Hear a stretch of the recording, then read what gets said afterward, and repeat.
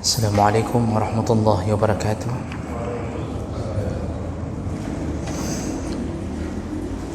Alhamdulillahi rabbil alamin.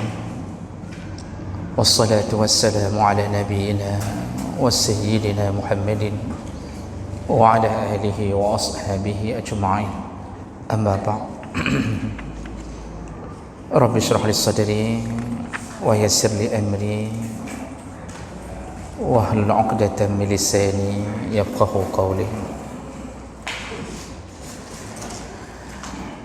Segala puji bagi Allah, kemudian salawat dan salam kepada Rasulullah, pada keluarga dan seluruh sahabat-sahabatnya.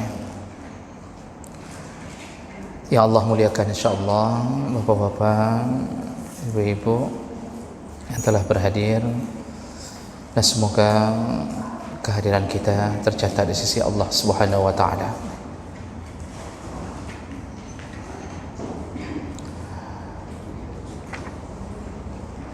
Kita pada malam ini akan mengakhiri pembahasan tentang adab as-safar, adab di dalam perjalanan.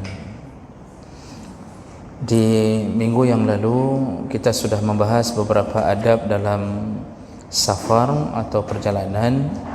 Di antaranya yang sudah kita bahas yaitu seandainya seseorang ingin melakukan safar, maka sunnahnya kalau melebihi 3 orang atau melebihi 2 orang, angkatlah seorang pemimpin dalam perjalanan itu,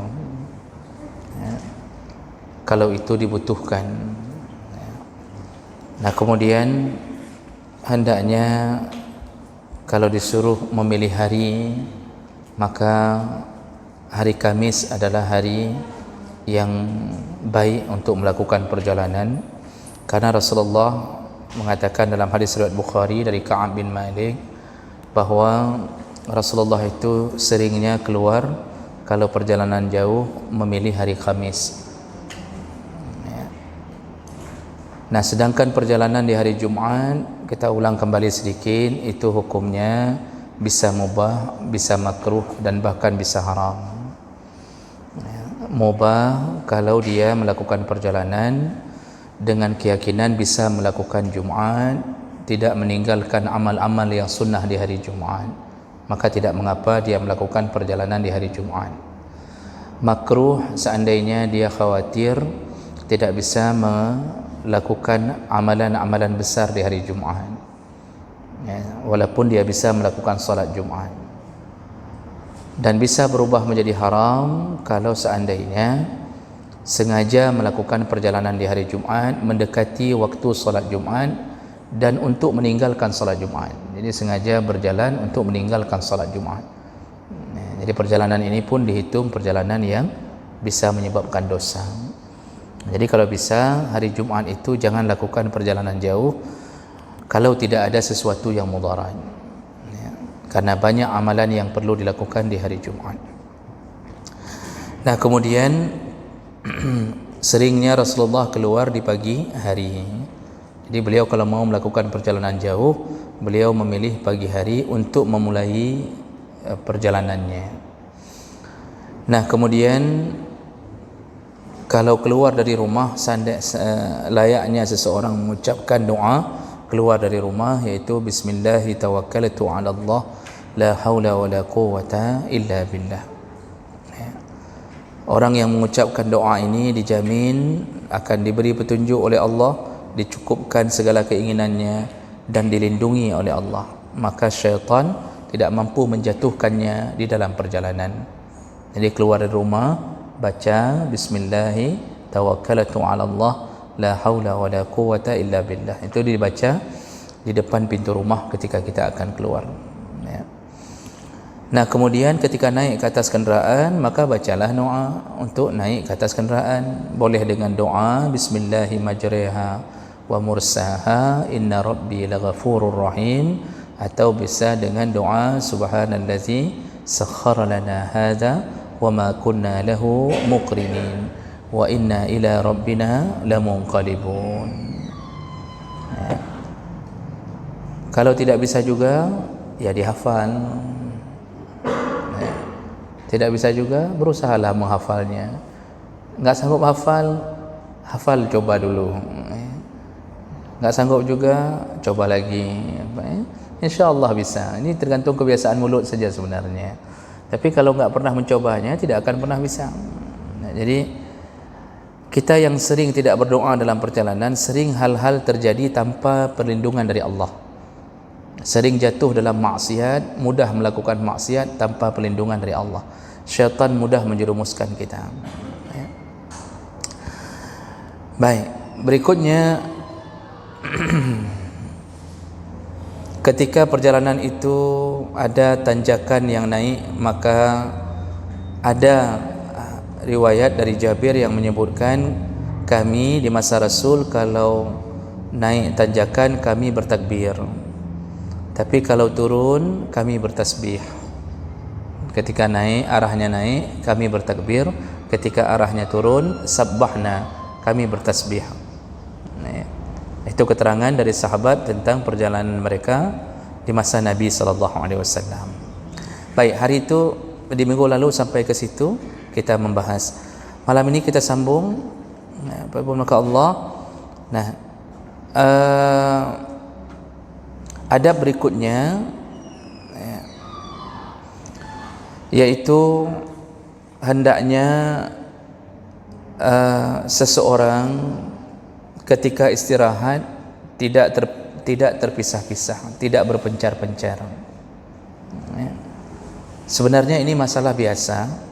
Orang kalau turun dari satu perjalanan, kalau kita satu rombongan, maka sebaiknya tidak berpencar-pencar, tetap pada satu tempat. Artinya kalau makan, minum atau istirahat, janganlah berpencar-pencar. Kenapa? Ada hadis dari Rasulullah sallallahu alaihi wasallam yang mengatakan tentang masalah ini. Rasulullah sallallahu alaihi wasallam, in tafarruqakum fi hadhihi asy-syu'ab wal adawiyah innama zalikum minasyaitan. Kata Rasulullah, kalau engkau berpencar-pencar ketika turun dari kenderaan, maka itu termasuk salah satu daripada godaan syaitan, jebakan syaitan. Mulai semenjak Nabi mengatakan itu, para sahabat lam yanzilu ba'da zalika manzilan illa indama ba'duhum ila ba'din. Semenjak saat itu sahabat kemanapun pergi selalu menjaga rombongan, bersama rombongan. Mereka saling menjaga satu sama lain. Hatta innaka la taqul, kami saking saling berjamaah dalam perjalanan, seakan-akan kalau engkau melihat kami, maka engkau berkata, law basata alaihim kusaan la'ammahum aw nahwa zalik. Seandainya tumpah satu makanan atau kuah, pasti mengenai mereka semuanya. Artinya saling kiasan, saling rapatnya mereka dalam perjalanan. Jadi ini maksudnya bukan harus merapat seperti saf. Jadi maksudnya ini dalam perjalanan kalau bisa jangan berpisah-pisah, karena ini akan menimbulkan jebakan-jebakan dari syaitan. Ini sebenarnya dalam perjalanan yang paling kita jaga adalah kekuasaan syaitan terhadap kita. Syaitan kadang-kadang tidak menggunakan tangannya, tapi syaitan menggunakan tangan manusia. Kalau terpencar-pencar, kadang-kadang ada kezaliman yang dilakukan oleh sebagian orang, mudah jatuh ke atas kita. Tapi kalau berombongan, orang mikir kalau untuk mengganggu rombongan besar dalam perjalanan. Walaupun bertiga, maka sebaiknya tidak baik berpencar-pencar, terutama di waktu turun istirahat. Berikutnya, ja'alu ammatas safar lailan. Kalau seandainya kita tidak bisa berjalan dari subuh hari memulai keluar, kalau disuruh pilih antara siang dan malam untuk memulai perjalanan, ini seandainya tidak bisa keluar subuh, karena tadi Rasulullah mengatakan paling bagus keluar kalau safar itu waktu subuh, karena subuh itu ada keberkahan di dalamnya. Tapi seandainya tidak bisa, maka kalau disuruh pilih berjalan di siang hari atau malam hari, ini kalau safar Pak, saya ingin ulang kembali, safar itu perjalanan jauh, bukan perjalanan yang dekat-dekat. Maka pilihlah malam. Ya. Jadi kalau disuruh pilih antara siang dan malam, pilihlah malam. Tapi tadi dengan syarat, adab sebelumnya, jangan berjalan sendiri. Kita sudah bahas itu di 2 minggu yang lalu, bahwa safar itu tidak baik berjalan sendiri, karena orang yang terpisah atau sendirian itu mudah dianiaya, mudah untuk diganggu oleh syaitan. Rasulullah sallallahu alaihi wasallam berkata dari hadis Abu Daud, Al-Hakim, Baihaqi dari Anas bin Malik, dan disahihkan oleh Imam Az-Zahabi dan seterusnya. Rasulullah berkata, alaikum biduljah fa innal arda tatwi bil lail. Ya. Kalau kalian ingin keluar atau ingin safar, kata Rasulullah, maka safarlah di malam hari. Ya. Duljah itu waktu yang sudah gelap, waktu malam. Kenapa begitu? Fa innal arda tatwi bil lail. Karena bumi itu dilipat di malam hari, kata Rasulullah. Jadi kata Rasulullah, bumi tutwa. Tutwa itu dilipat. Apa maksud bumi dilipat di malam hari? Para ulama menyebutkan maksud hadis ini, kalau berjalan malam tidak banyak halangannya, sehingga jarak yang seharusnya jauh, tapi kalau berjalan malam terasa dekat karena tidak banyak yang menghalangi. Jadi bukan bahasa dilipat itu betul-betul dilipat, karena kalau dilipat betul kayak mana mau jalan. Tapi bahasanya adalah lebih singkat kita berjalan di malam hari. Itu alasan pertama.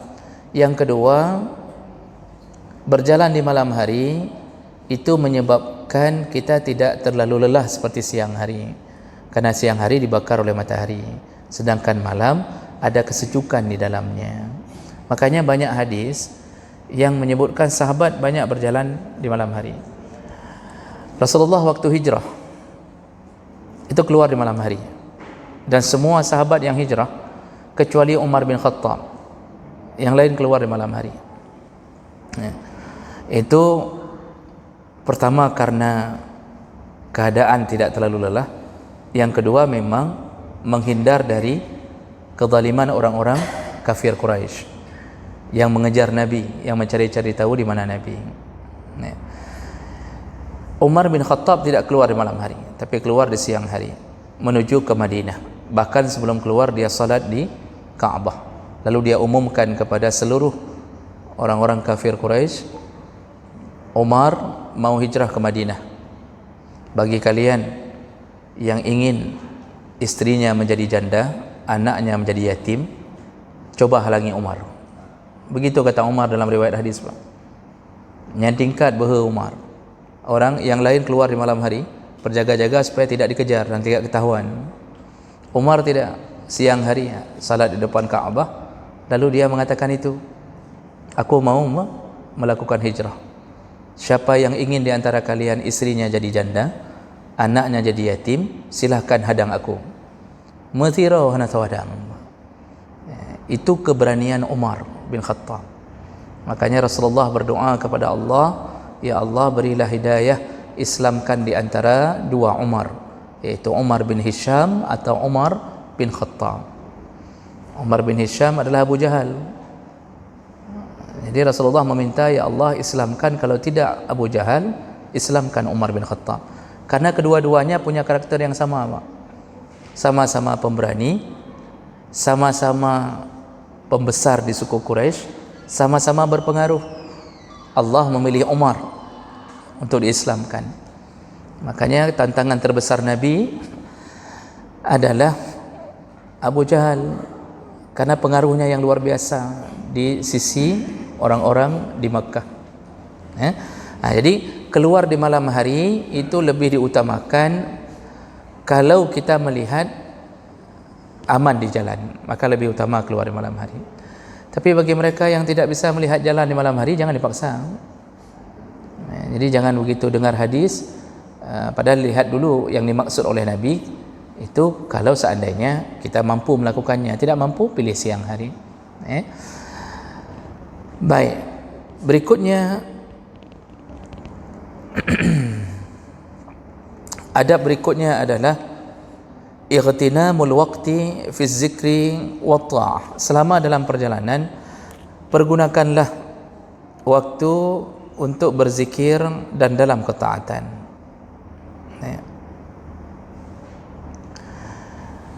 Anas bin Malik radhiyallahu anhu mengatakan, kunna iza nazzalna manzilan la nusabbihu hatta tahillur rihal. Kami ini dulu kalau sudah keluar dari rumah ingin melakukan perjalanan, kami tidak bertasbih lebih dahulu sampai kami memulai perjalanan tersebut. Atau makna kedua dari hadis ini, kami tidak menghentikan tasbih kami sampai selesai perjalanan kami. Jadi maksudnya mereka ini selalu dalam berzikir.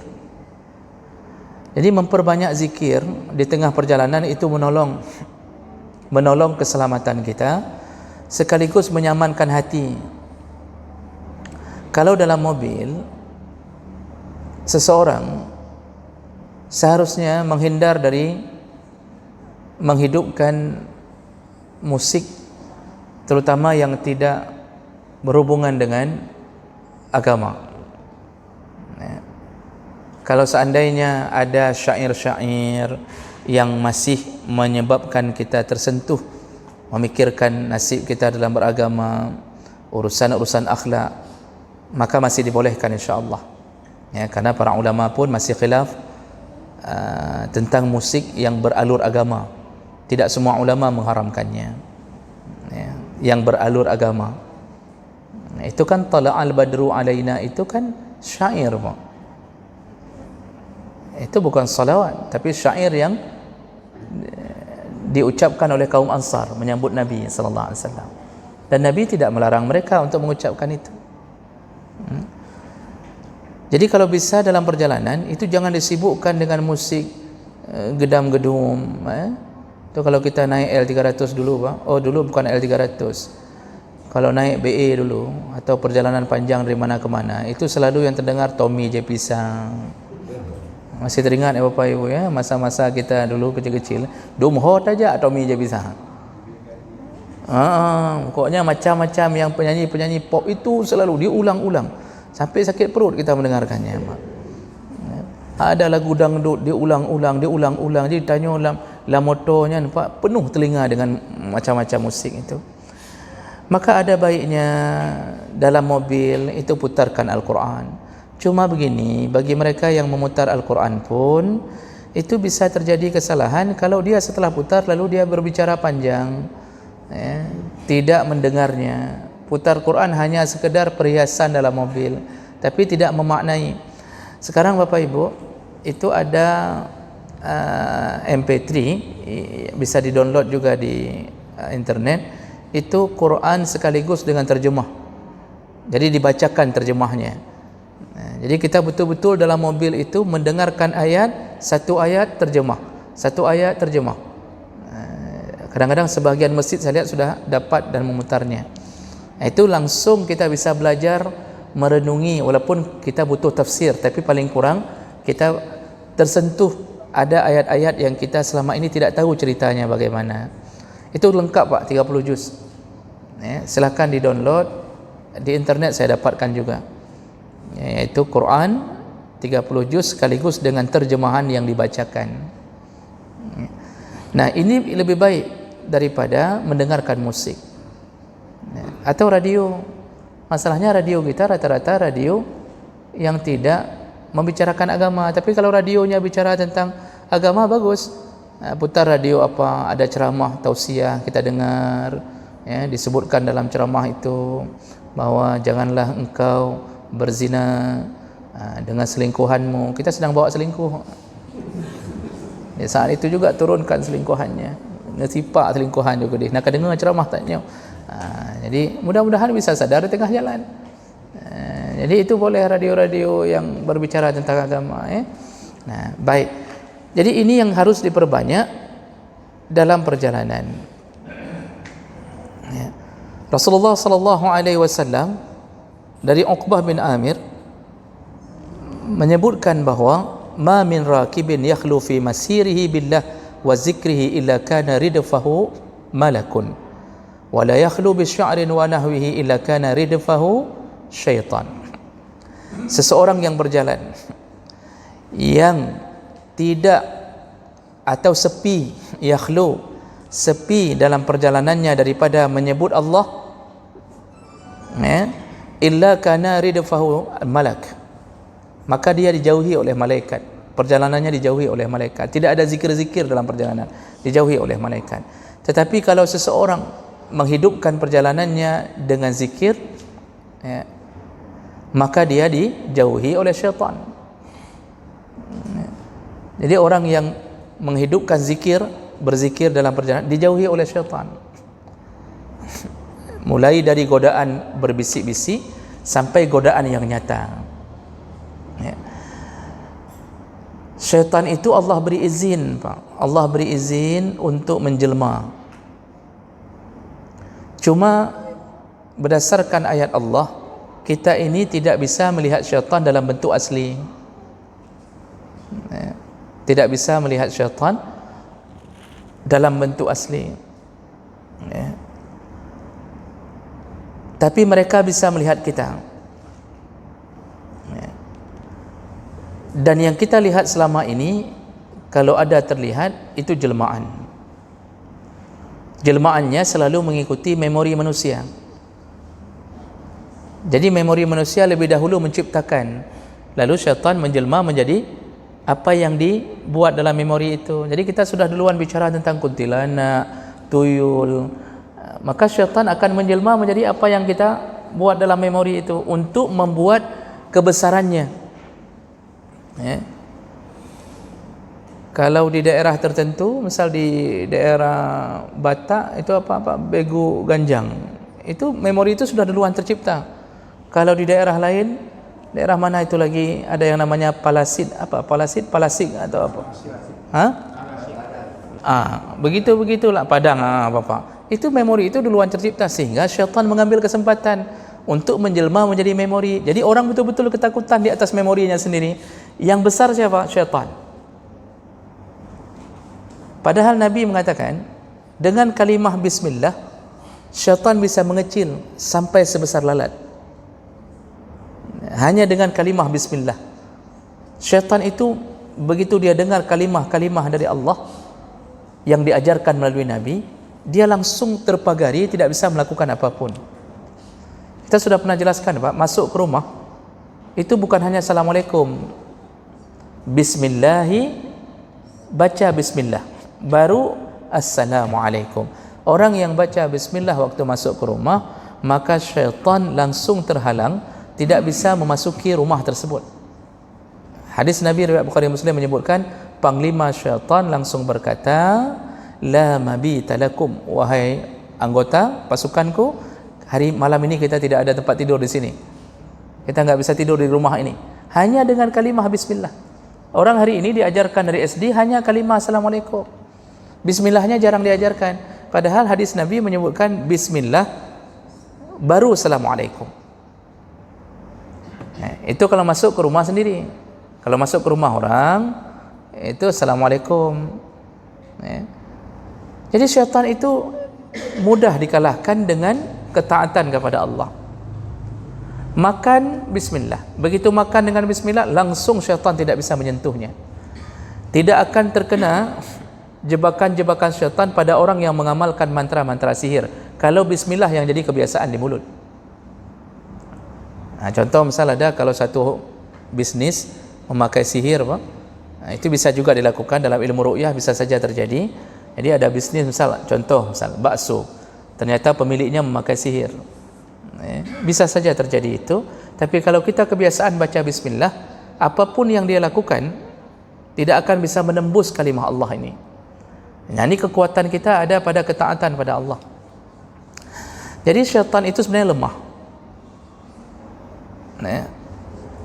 Lemah kekuatan syaitan. Allah yang menyebutkan inna kaida syaitan kana dha'ifa. Tipu daya syaitan itu lemah sekali, kata Allah, mudah dikalahkan. Kita saja yang lebih lemah daripada syaitan. Enggak belajar apapun tentang sunnah-sunnah di dalam pekerjaan Nabi. Jadi kita lebih lemah daripada syaitan. Inilah yang membuat syaitan kuat. Bahkan dalam Al-Quran disebutkan sebagai sebuah kesimpulan, daripada tipu daya syaitan lebih kuat tipu daya perempuan bagi laki-laki. Nabi Yusuf itu tidak bisa jatuh dengan tipu daya syaitan, tapi jatuh dengan tipu daya perempuan. Nabi Yusuf itu mencintai Zulaikha, padahal itu isteri orang. Dari mana kita tahu Nabi Yusuf mencintai Zulaikha? Allah yang bilang, walaqad hammat bihi wa hamma biha. Zulaikha mencintai Yusuf. Hamma itu di atas hubbun, benar-benar mencintai Yusuf. Hamma itu seperti orang sudah kelaparan sekali, cinta betul. Ternyata Yusuf pun mencintainya sama seperti Zulaikha mencintainya. Walaqad hammat bihi wa hamma biha. Allah bilang Yusuf pun mencintai Zulaikha. Jadi sebenarnya sudah kena itu sebenarnya. Cuma Allah menyebutkan laula ra'a burhana rabbih, seandainya Allah tidak menampakkan kepada Yusuf burhan, tanda bukti amalnya selama ini. Jadi ketika detik-detik akan terjadi perzinaan, Allah kirimkan burhan. Burhan itu bukti hidayah dari Allah. Yang orang hari ini salat, ketika akan melakukan maksiat tiba-tiba ada seperti cahaya datang dalam hatinya yang mengatakan jangan. Kalau engkau lakukan kepa semayang lebihnya, rugo mentang ke semayang. Itu kalimat-kalimat itu hidayah dari salat kita. Inna salat tanha 'anil fahsya' wal munkar. Yusuf mendapatkan itu di detik-detik akan terjadi perzinaan. Makanya dia langsung menghindar supaya tidak jatuh ke dalam nafsunya.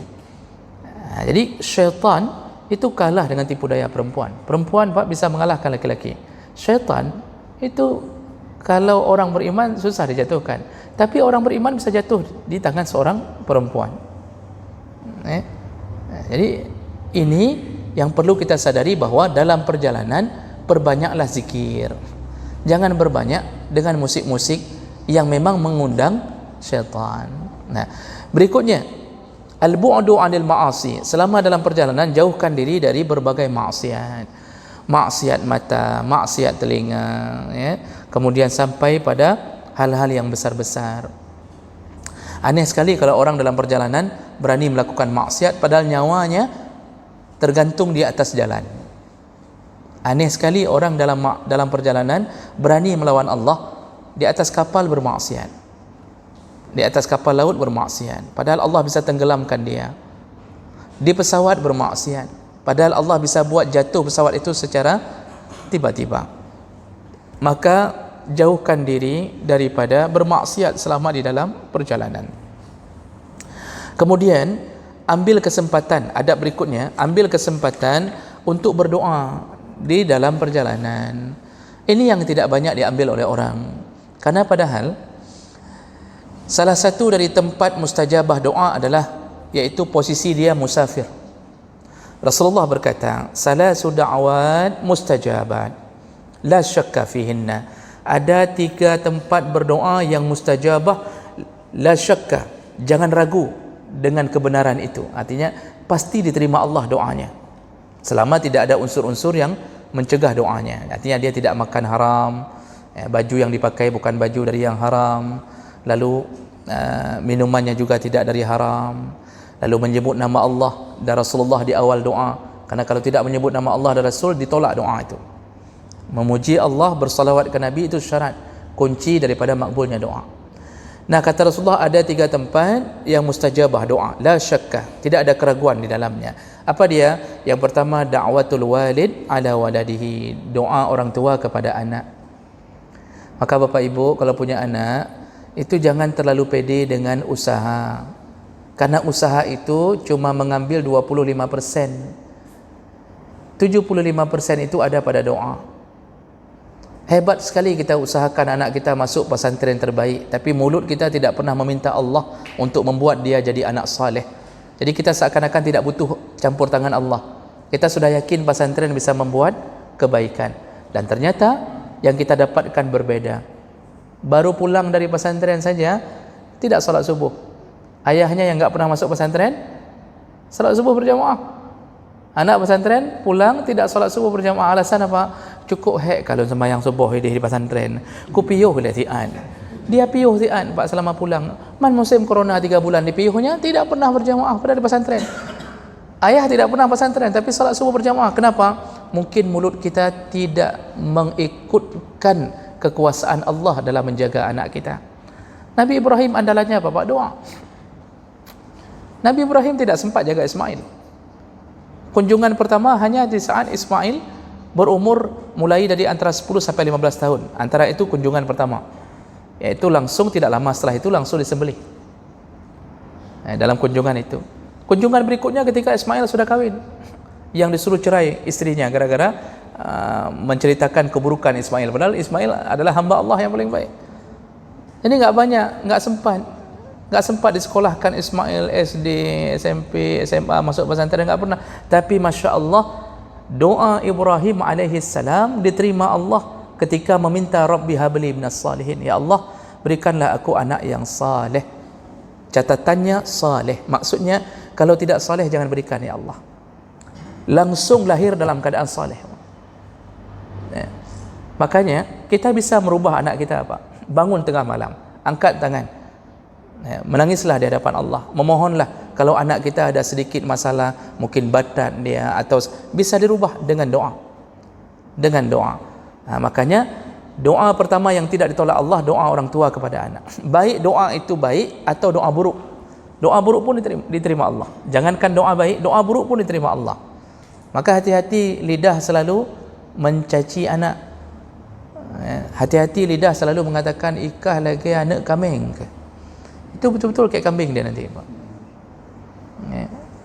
Makanya dalam salah satu kisah disebutkan dalam kitab Sa'atan Mahmud Al-Misri, Syekh Mahmud Al-Misri menceritakan salah satu kisah bahwa dulu ada anak yang memanggil orang tuanya keledai, himar, memanggil ibunya himar. Jadi dia durhaka ke ibunya dengan mengatakan di mana-mana dia panggil himar, wahai keledai. Orang Arab sering panggil himar, keledai. Pergi sana masak nasi, macam-macam dia bilang ke ibunya. Akhirnya ibunya mengangkat tangan ke Allah dan mengatakan, ya Allah, jadikanlah dia himar, jadikanlah dia keledai. Dan ternyata betul-betul dia waktu disinggahi oleh kafilah dari tabi'in, pas singgahnya di dekat-dekat dengan rumah ibu itu, mau istirahat nih golongan tabi'in ini di kafilah ini mau istirahat, terdengar suara ringkikan himar, ringkikan keledai. Mereka cari-cari, ternyata mendekat ke rumah ibu itu. Ditanya, ibu, apakah engkau pelihara keledai? Kami ingin istirahat, tidak bisa istirahat. Kata ibu itu, bukan suara keledai, itu suara anakku. Diceritakanlah kisahnya sampai rombongan ini mengatakan, bolehkah kami melihatnya? Ibu itu mengatakan, tidak, ini aib anakku. Tapi mereka mengatakan, biarkanlah kami melihatnya agar kami tahu kuasa Allah. Akhirnya dikasih lihat di belakang, ternyata tinggalnya di dalam lubang. Dia nggak bisa tinggal di atas seperti manusia biasa, tinggal dalam lubang, mengeluarkan suara keledai setiap hari hanya karena satu doa dari ibunya. Makanya ibu-ibu hati-hati mendoakan anak-anak, bapak-bapak hati-hati mendoakan anak-anak. Jadi sebatat apapun anak kita, waktu kita panggil dengan panggilan terbaik. Walaupun gigit kita gigit sekuat-kuatnya, kita tetap mengatakan, hai anak mertua, kita mengatakan, anak mertua, begitu Pak.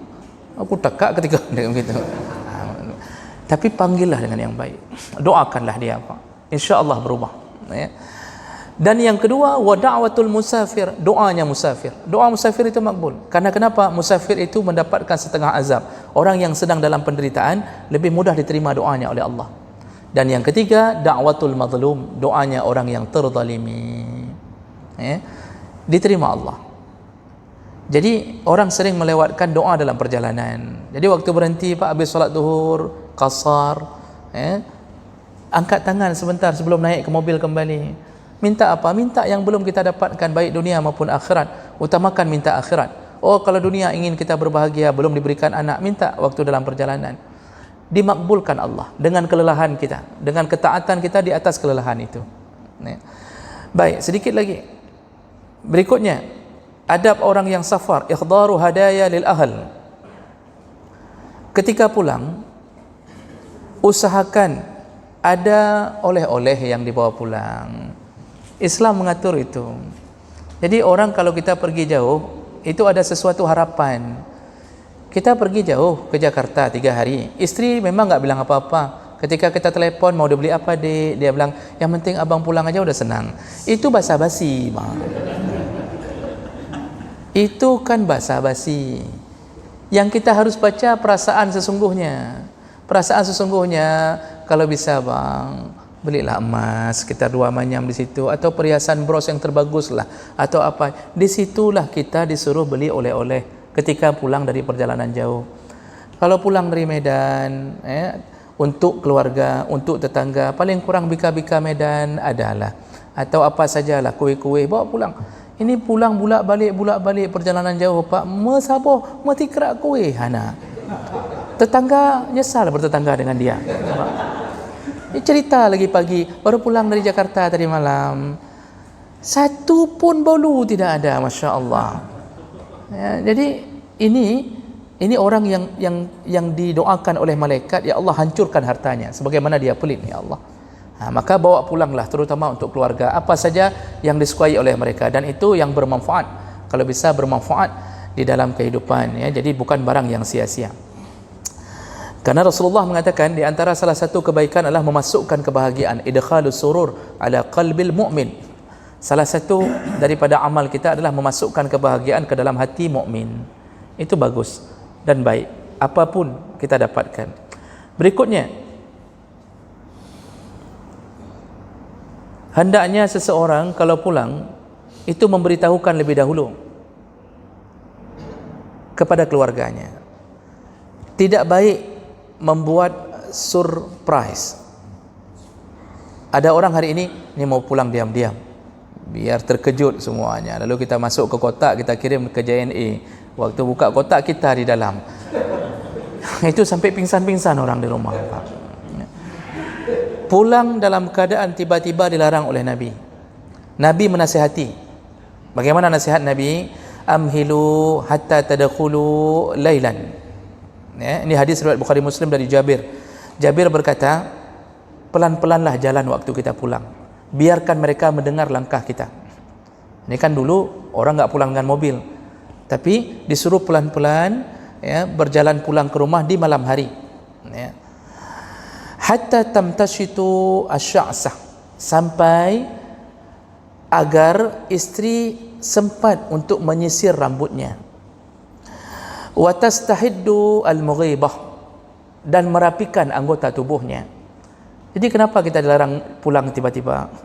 Agar keluarga, terutama istri, bisa menyambut kita dalam keadaan siap. Arti siap, dia benar-benar telah bersolek untuk membahagiakan suaminya. Ini kita pulang diam-diam, enggak kasih tahu istri, udah mandi enggak 3 hari. Dia enggak tahu malam itu pulang suaminya. Tiba-tiba datang malam itu, pulang dengan keadaan yang sangat-sangat tidak, lalu kita marah-marah. Tak tahu ya, tak tahu adab ya. Kalau saya pulang seharusnya kan begini-begini, padahal kita yang salah. Coba kalau kita telepon duluan, ya saya pulang ya nanti malam, itu sudah siap dari sore dia mandi, Pak. Habis minyak wangi dipakainya, ya, sisir rambut sudah, bersih-bersih sudah. Itu maksud kenapa jangan buat surprise waktu pulang, karena nanti menyebabkan kita marah. Nanti waktu kita pulang, teh nggak ada, gula udah habis, beras nggak ada, kita nggak kasih tahu, kita pikir hebat pulang malam, padahal waktu nggak disediakan nasi gara-gara kita. Maka disuruh beritahu sebelum kita pulang. Itu di antara adab yang diajarkan Nabi SAW. Dan sekaligus hal begitu untuk menjaga perasaan istri, agar jangan sampai istri merasa kok dia pulang tiba-tiba, apakah untuk menjebakku. Jadi sampai isteri merasa nyo sengaja diwo dalam keadaan lagi nyo, seakan-akan suami ingin periksa isteri apa melakukan sesuatu yang dosa, Jadi itu akan membuat sedih isteri, akan membuat sedih. Kenapa pulang tiba-tiba? Saya kan enggak buat apa-apa. Kenapa harus dijebak-jebak begini? Itu akan membuat sedih. Makanya tidak baik pulang dalam keadaan tidak memberitahu. Ya. Itu adab Islam, Pak. Itu adab Islam. Cuma sering kita tidak melakukannya selama ini. Ya. Kemudian istiqbal musafir inda audatihi, dan orang yang menyambut itu hendaknya menyambut orang musafir, ya, sampai disuruh bawa anak-anak. Rasulullah berkata, iza qadima min safar, kalau salah seorang datang dari safarnya, tulqa bisibyan ahli baitih, maka sambutlah dia walaupun harus mengeluarkan anak-anak.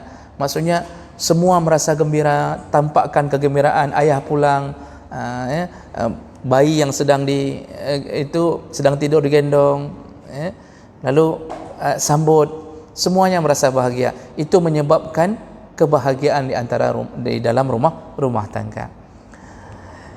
Sedikit lagi, kemudian kita yang berjumpa setelah terpisah jauh, itu sunnah untuk berpelukan. Ini bukan dengan isteri, dengan sahabat. Mu'anaqah, berpelukan itu tempelkan leher dengan leher. Rasulullah berkata, kana ashabun Nabi, kebiasaan sahabat Nabi, iza talaqu tasafahu, mereka kalau bertemu tiap hari biasa-biasa saja, itu cuma tasafah, berjabat tangan.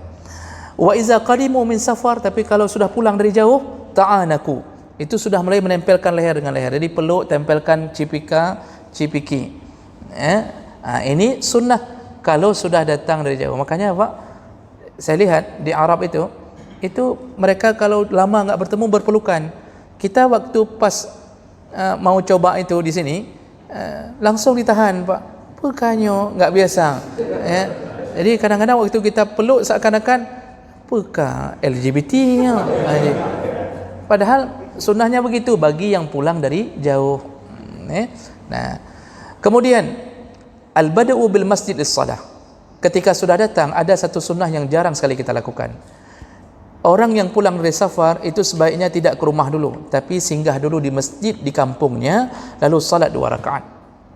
Rasulullah sallallahu alaihi wasallam, kana Nabi sallallahu alaihi wasallam iza qadima min safar, Rasulullah kalau datang dari perjalanan jauh, bada'a bil masjid, selalu dia singgah di masjid, faraqa'a fihi raka'atain, lalu dia salat di dalam masjid tersebut 2 rakaat baru pulang ke rumah.